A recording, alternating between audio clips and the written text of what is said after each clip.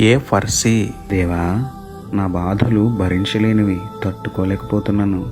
నా వల్ల కావట్లేదు, సహాయం చేయండి తండ్రి. ప్రేమమయుడ కృపామయుడ మా ప్రియ పరలోకపు తండ్రి, దయగల మీ నామమునకు స్తోత్రములు దేవా. అయ్యా, నా బాధలు భరించలేకపోతున్నాను, నాకున్న వ్యాధులు సహించలేకపోతున్నాను.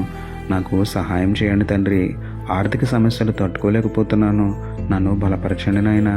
నా చుట్టూ ఉన్నవారు సహాయం చేయట్లేదు, నా సమస్యలో సహకరించట్లేదు. మీరే మా సహాయకుడు ప్రభువా, నాకు సహాయం చేయగా రండి దేవా. ఒత్తిడి తట్టుకునే శక్తిని, సమస్యలు ఎదుర్కొన్న యుక్తిని, ఏ స్థితిలో నేను పడిపోని భక్తిని నాకు అనుగ్రహించండి తండ్రి.